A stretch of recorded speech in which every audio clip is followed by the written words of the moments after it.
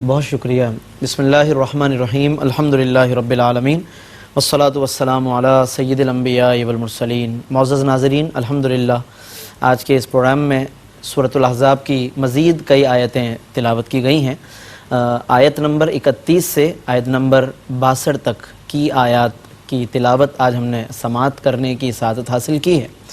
اور اس کے ساتھ ساتھ اگر ہم 22ویں پارے کے اعتبار سے بات کریں تو 22ویں پارے کے تقریباً 5 رکوع کی تلاوت کی گئی ہے۔ سورۃ الاحزاب چونکہ قرآن کریم کی ایک معروف ترین سورت ہے، اور اس میں اللہ رب العزت نے کئی احکام بیان فرمائے ہیں، اور کئی تاریخ کے مشہور و معروف واقعات اس سورت کا حصہ ہیں، جن میں غزوہ احزاب کہ جس کا کچھ احوال ہم نے گزشتہ پروگرام میں بیان کیا، بنو قریظہ کے حوالے سے ہم نے بیان کیا۔ اس کے ساتھ ساتھ کچھ ایسے رسم و رواج یا کچھ نظریات کے جو اس وقت لوگوں میں رائج تھے، منہ بولے بیٹے کے حوالے سے، اپنی عورتوں کو ماں یا بہن کے ساتھ تشبیہ دینے کے حوالے سے، تو اس کے حوالے سے بھی ہم نے کچھ مسائل کی طرف بھی توجہ دلائی ہے، اور اس کے ساتھ ساتھ آقائے دو جہاں صلی اللہ علیہ وسلم کا مقام و مرتبہ، حضور کا اہل ایمان کی جانوں سے قریب ہونا، اور بھی دیگر کچھ امور جو کہ سورۃ الاحزاب کے اس پہلے حصے میں بیان کیے گئے۔ آج ناظرین ہم نے جو تلاوت سماعت کی ہے اس میں بھی کئی احکام اور کئی مسائل بیان کیے گئے ہیں، خصوصاً آقائے دو جہاں صلی اللہ علیہ وسلم کی پھوپھی زاد حضرت زینب بنت جحش رضی اللہ تعالیٰ عنہ کہ جو حضور کی پھوپھی حضرت امیمہ کی صاحبزادی ہیں، حضرت عبد المطلب کی نواسی ہیں، ان کے ساتھ سرکار دو عالم صلی اللہ علیہ وسلم نے حضرت زید بن حارثہ کے جو حضور کے غلام بھی ہیں، حضور کے متبنہ یعنی منہ بولے بھی ہیں، ان کا جب حضور نے نکاح کروایا، اس کی جو تفصیلات ہیں اللہ رب العزت نے سورۃ الاحزاب کی ان آیات میں بیان فرمائی ہے۔ پھر اس کے علاوہ حضور علیہ الصلوۃ والسلام کی ازواج مطہرات کے جو مزید مقامات ہیں، مراتب ہیں، ان کی پاکیزگیاں ہیں، ان کا بے مثل ہونا ہے، وہ بھی بیان فرمایا گیا۔ اہل بیت اطہار کا مقام، آیت تطہیر جس کو کہتے ہیں، جن میں ازواج مطہرات کی طرف بھی اشارہ ہے، اہل بیت کا مقام بھی بیان فرمایا،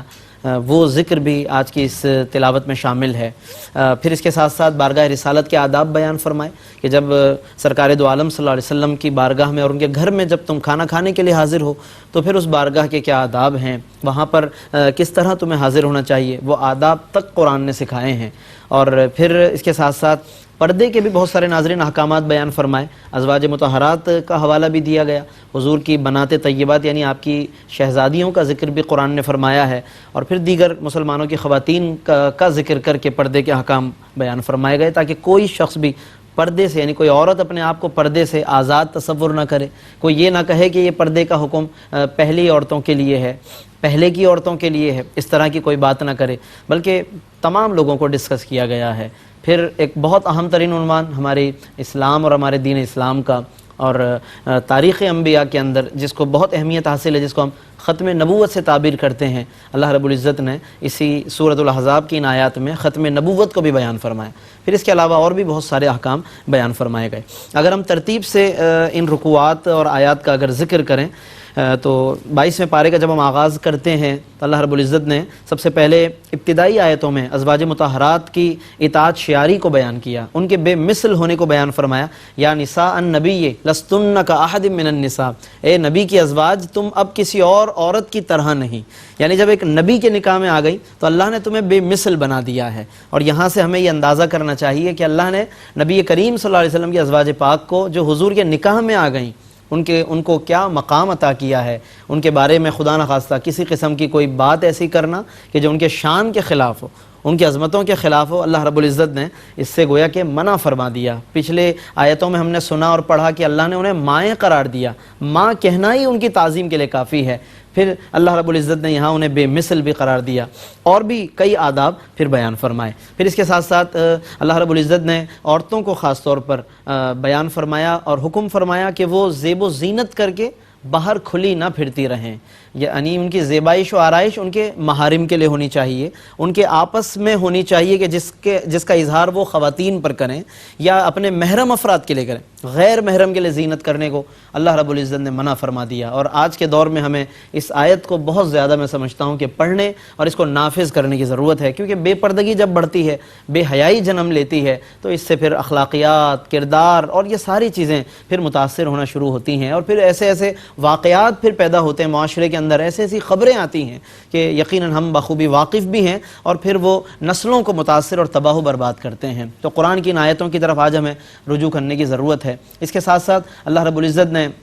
اہل بیت ازواج مطہرات کو اہل بیت گویا کہ قرار دیا، کیونکہ ازواج کے تسلسل میں پھر اللہ رب العزت نے اہل البیت کا لفظ فرمایا، اور یہ اہل سنت و جماعت کا یہ نظریہ بھی ہے کہ جس میں ہم یہ بیان کرتے ہیں کہ آقا دو جہاں صلی اللہ علیہ وسلم کی جو ازواج پاک ہیں وہ اہل بیت کا حصہ ہیں، کیونکہ بیت جو گھر وہ بنتا ہی ازواج سے ہے، تو اہل البیت کا ایک بنیادی رکن یہ ازواج پاک ہیں، انہی سے بیت بنا اور پھر انہی سے یہ سارے فضائل کا آغاز ہے۔ پھر اللہ رب العزت نے اس میں آقا دو جہاں صلی اللہ علیہ وسلم کے مقدس گھرانے کا ذکر فرمایا، آیت تطہیر ان کے لیے نازل فرمائی، انہیں پاکیزہ قرار دیا۔ اس لیے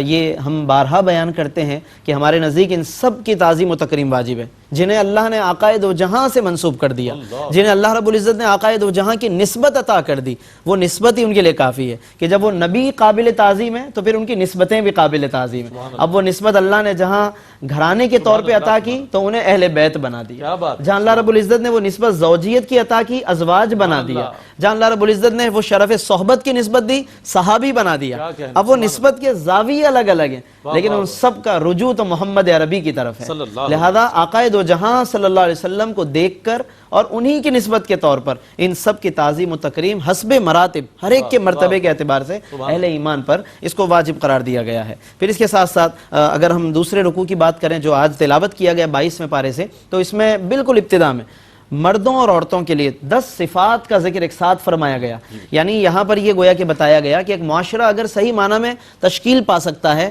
تو وہ مردوں اور عورتوں کے اخلاق و کردار سے، صرف مردوں کی ذمہ داریاں نہیں، نہ صرف عورتوں کی ذمہ داریاں ہیں بلکہ مردوں اور عورتوں کے لیے اللہ رب العزت نے بہت اہم معاشرتی صفات بیان کی۔ ان المسلمین والمسلمات والمومنین والمومنات والقانتین والقانتات والصادقین والصادقات، یہ 10 صفات ہیں، اور اگر میں خلاصہ کروں اردو میں آسان لفظوں میں تو اسلام بیان کیا کہ یہ صاحب اسلام ہونے چاہیے، صاحب ایمان ہونے چاہیے، اطاعت شعار فرما برداری کا جذبہ ہو۔ آج لوگ جب کوئی حکم بیان کریں، کوئی دین کی بات بتائیں تو ایک دم جیسے معلوم ہوتا ہے کوئی اجنبی بات کر دی ہم نے، لیکن قرآن کی طرف والقانتین والقانتات، فرما برداری کا مزاج ہو، آپ کے اندر عاجزی ہو، تواضع ہو، جھک جانے کی کیفیت ہو، کیونکہ کسی اور کے آگے نہیں جھک رہے، اپنے رب کے حضور جھک رہے ہیں۔ اللہ کے حکم کے آگے جھکنے میں کیا آپ کو اس میں گویا کہ خدا نخواستہ اعتراض یا خدشہ ہے کہ جس پر چہرے پر کوئی ایسے تاثرات پیدا ہوں، تو صاحب ایمان کا کام جھک جانا ہے۔ پھر والصادقین والصادقات، سچائی، زبان کی صفت بیان کر دی،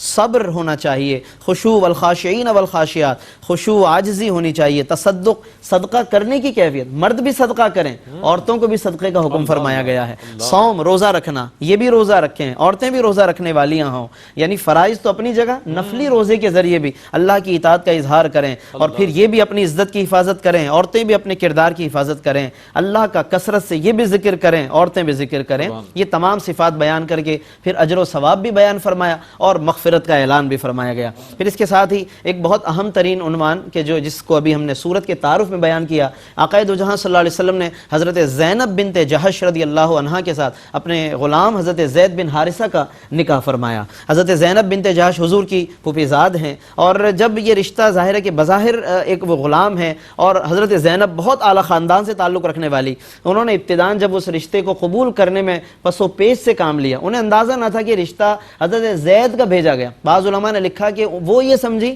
کہ شاید حضور علیہ السلام نے اپنے لیے فرمایا ہے، حضور علیہ السلام اپنے نکاح کے لیے فرما رہے ہیں، وہ پہلے فوراً راضی ہوئی، بعد میں جب پتہ چلا حضرت زید کا معاملہ ہے انہیں پس و پیش ہونے لگی، تو قرآن نے فرمایا وَمَا كَانَ لِمُؤْمِنٍ وَلَا مُؤْمِنَةٍ کہ کسی مومن مرد اور مومن عورت کے لیے مجال نہیں، اذا قضى اللہ ورسولہ، اللہ اور اس کے رسول جب فیصلہ کر دیں تو پھر یہ کوئی اپنا اختیار استعمال کریں۔ جب یہ آیت پہنچی حضرت زینب تک، انہوں نے فوراً اپنے آپ کو جھکا دیا، حضرت زید کے لیے تیار ہو گئی۔ قربان جائیے وہ کیا جذبہ تھا ان خواتین میں کہ پھر نہیں دیکھا کہ سامنے یہ حضرت زید ہیں اور کیا خاندانی تفاوت اور فرق ہے، بس پتہ چلا کہ اللہ اور اس کے رسول کا حکم ہے، بس فوراً اپنے آپ کو ان کے لیے جھکا دیا۔ اور پھر اس کے بعد درمیان میں کچھ ایسے پھر واقعات پیش آئے کہ جن میں حضرت زید بن حارثہ نے حضرت زینب بنت جحش کو طلاق دی اور حضور علیہ السلام نے حضرت زینب سے نکاح فرمایا۔ یہاں پر اس وقت کے معاشرے کے ایک بہت بڑے خیال اور رسم و رواج کو حضور نے تبدیل کر دیا۔ وہ یہ سمجھتے تھے کہ جب کسی بیٹے کو اپنا بیٹا بنا لیا جائے منہ بولا بیٹا اڈاپٹ کر لیا جائے، تو پھر وہ سمجھتے تھے حقیقی بیٹا ہے، چنانچہ وراثت کا معاملہ،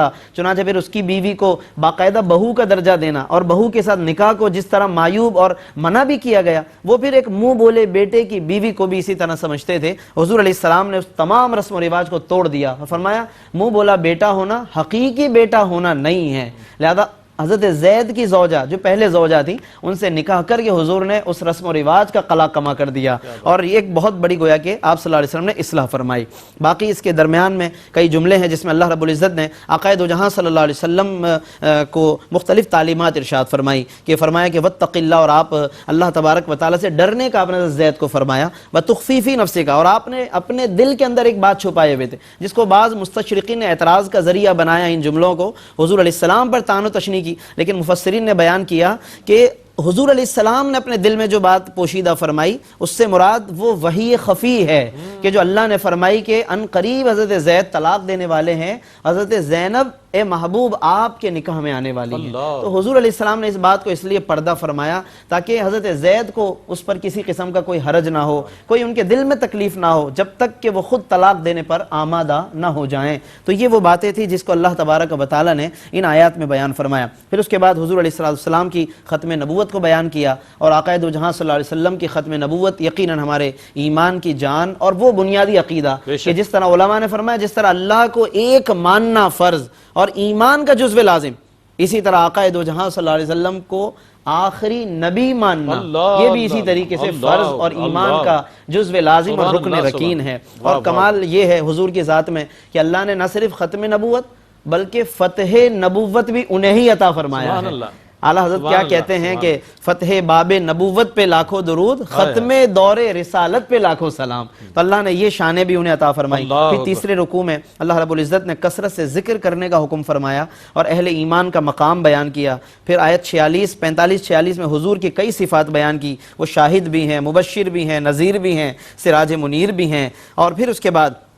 کفار و منافقین کا رد کیا کہ ان کی پرواہ نہ کریں، آپ اللہ کی ذات پر بھروسہ فرمائیں۔ پھر اس کے بعد کچھ احکام شرعیہ بیان کیے کہ وہ عورت کے جس کے ساتھ نکاح کیا گیا ہو لیکن اس کے ساتھ خلوت یعنی تنہائی تک اگر اختیار نہیں کی گئی، خلوت کاملہ ایک بالکل مکمل تنہائی اختیار اگر نہیں کی گئی اور پھر اگر اس کو طلاق ہو گئی تو پھر یہاں پر فرما دیا کہ اس عورت پر عدت نہیں ہے، فما لکم علیہن من عدہ۔ یہ جو آج آیات تلاوت کی گئی ان میں یہ حکم بھی بیان کر دیا گیا کہ اگر عورت کے ساتھ خلوت اختیار نہیں کی گئی، محض نکاح کر کے طلاق دے دی گئی تو پھر اس کے اوپر عدت نہیں ہے، اور پھر اس کو نصف مہر اگر مقرر کیا گیا تھا تو اس کا نصف مہر اسے دیا جائے گا۔ اس کے بعد پھر رسول اللہ صلی اللہ علیہ وسلم کی کئی خصوصیات بیان کی گئیں جن میں فرما دیا گیا کہ اے محبوب آپ کے لیے کئی عورتیں حلال فرمائی گئی ہیں اور یہ اللہ ہی کی طرف سے ہے، تو اس پر کسی قسم کا کسی کو اعتراض کرنے کی کوئی اجازت اور حق نہیں ہو سکتا۔ ازواج بھی کئی ہیں، باندیاں بھی فرمائے حلال کی گئیں، پھپھی زاد، خالہ زاد اور دیگر کئی عورتوں کا یہاں پر ذکر فرمایا گیا۔ مہر کی تعین کا بھی ذکر کیا جس کی تفصیل ہم انشاءاللہ پھر کسی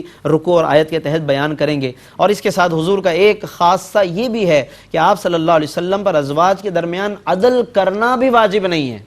اللہ نے مکمل اختیار دے دیا، جسے چاہیں رکھیں، جسے چاہیں آپ چھوڑ دیں، اور اس طرح تمام اختیارات آپ صلی اللہ علیہ وسلم کو عطا فرما دیے گئے۔ اور پھر اس کے بعد آخری جو اس رکوع کی آیت تھی اس کے اندر فرما دیا کہ ان کے بعد مزید آپ ازواج اختیار نہ فرمائیں۔ یہ اس لیے تھا جب آیت تخییر کے بعد ازواج مطہرات نے حضور کو اختیار کر لیا تو اللہ نے پھر ازواج کو اتنا مقام دیا کہ فرما دے محبوب بس اب یہی ازواج ہیں، اس کے بعد مزید آپ نکاح نہ فرمائیں۔ یہ ان ازواج مطہرات کا مقام تھا، حالانکہ ایک طرف اختیار دیا مگر یہاں پر جو فرما دیا مزید آپ نکاح نہ کریں تو یہ ان ازواج مطہرات کا اللہ نے مقام بیان کیا۔ پھر اس کے بعد چوتھے رکوع کی جو تلاوت کی گئی اس میں کئی آداب بارگاہ رسالت ہیں، پھر پردے کے احکام بھی دیے گئے، حضور کی شہزادیوں کا بھی اللہ رب العزت نے ذکر فرمایا، اور پھر آیت درود جو بہت اہم ترین ایک مقام ہے، آیت درود آیت نمبر 56 میں درود شریف کے ناظرین بس میں یہ مختصراً کہوں گا کہ کثرت کرنی چاہیے۔ حضور علیہ الصلوۃ والسلام نے ایک صحابی سے فرمایا کہ تم اگر اتنا درود پڑھو گے کہ انہوں نے کہا کہ بس میں درود ہی پڑھوں گا،